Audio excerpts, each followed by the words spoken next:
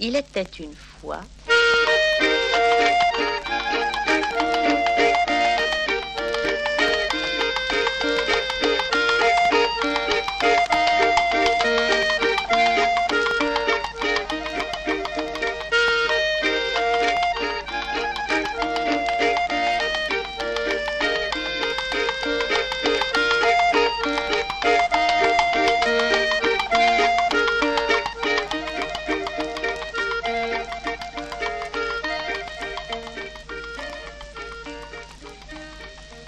Il faisait effroyablement froid. Il neigeait depuis le matin. Le soir approchait, le soir du dernier jour de l'année. Au milieu des rafales, par ce froid glacial, une pauvre petite fille marchait dans la rue. Elle n'avait rien sur la tête, elle était pieds nus.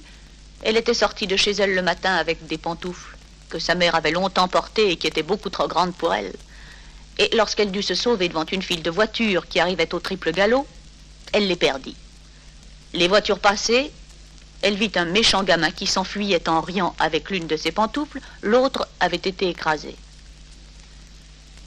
Voilà la malheureuse enfant n'ayant plus rien pour abriter ses pauvres petits petons, qui de froid étaient rouges et bleus.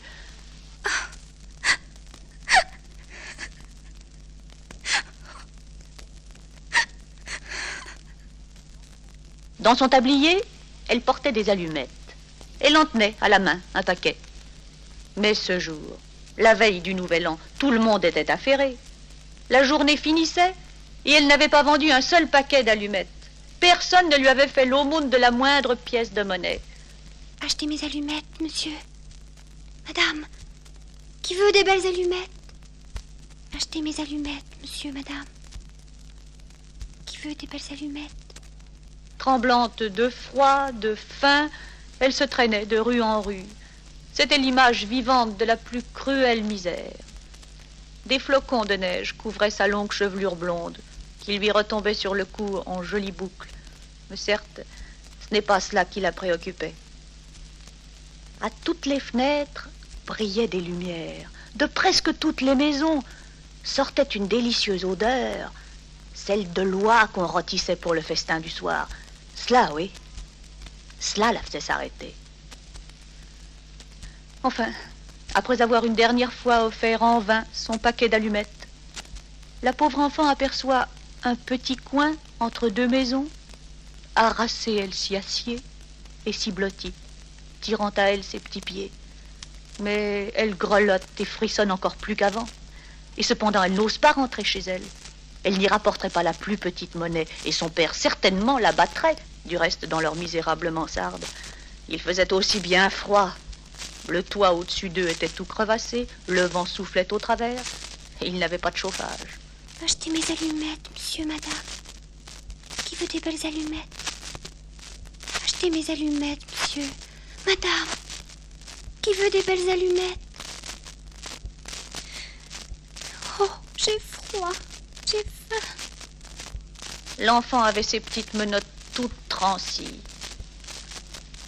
Si je prenais une allumette, une seule, papa ne verrait pas qu'elle manque. Et si j'en tirais un peu de feu pour réchauffer mes doigts? Oh, ce ne serait qu'une toute petite flamme, mais elle me réconforterait un court instant. C'est ce qu'elle fit. Elle frotta et...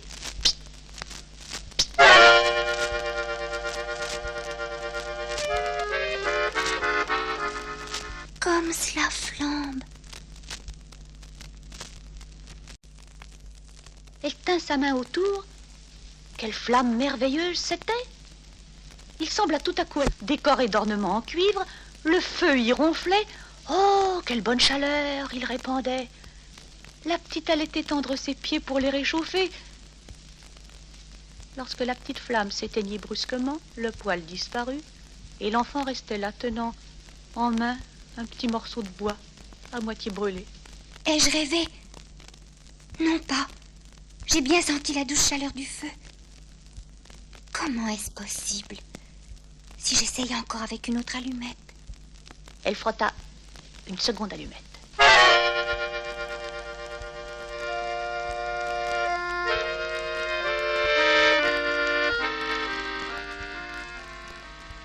lueur se projeta sur la muraille, qui devint transparente, et la petite vit ce qui se passait dans la salle qui était derrière. La table était mise, elle était couverte d'une belle nappe blanche. Au milieu s'étalait une magnifique oie rôtie entourée de compote de pommes. Et voilà que la bête s'anime. Et avec un couteau et une fourchette fixée dans la poitrine, elle s'avance vers la pauvre petite. Et puis, plus rien. La flamme s'éteint et il ne reste plus que la muraille froide et humide. Oh, que cela était beau! Ces allumettes sont sans doute magiques. Oh, vite, vite, une autre allumette.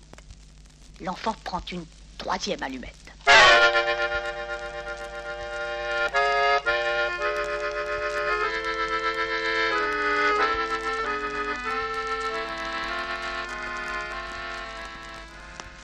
Et elle se voit transportée près d'un arbre de Noël, bien plus splendide que celui qu'elle a aperçu l'an dernier chez un riche marchand.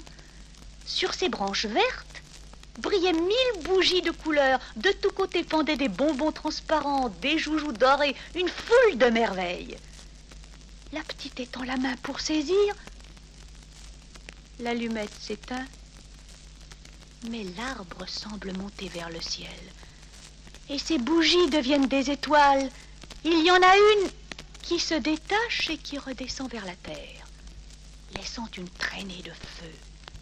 Sa vieille grand-mère, le seul être qu'il avait aimé et chéri, et qui était morte il n'y avait pas longtemps, lui avait dit que lorsqu'on voit une étoile qui file, d'un autre côté, une âme monte vers le paradis. Elle frotta encore une allumette.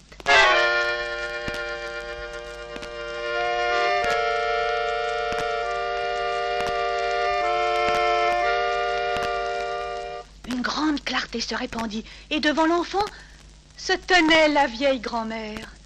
Ses vêtements reflétaient une lumière éclatante. Son visage était si doux, si plein de tendresse. Grand-mère, grand-mère, emmène-moi. Oh, tu ne vas pas me quitter. Quand l'allumette sera éteinte, tu ne t'évanouiras pas comme le poêle si chaud. Le superbe rôti d'oie, le splendide arbre de Noël. Oh, reste, je te prie, ou emporte-moi. Et l'enfant alluma une nouvelle allumette, et puis une autre, et enfin tout le paquet. Pour voir la bonne grand-mère le plus longtemps possible. Et cela fit un éclat de lumière, plus brillant que le plus beau clair de lune. La grand-mère n'était plus cassée et courbée comme lorsqu'elle quitta la terre. Elle était toute transfigurée. Elle prit la petite dans ses bras, et s'élançant dans les airs, elle la porta bien haut, en un lieu où il n'y avait plus ni froid, ni faim, ni chagrin. Et c'était devant le trône de Dieu.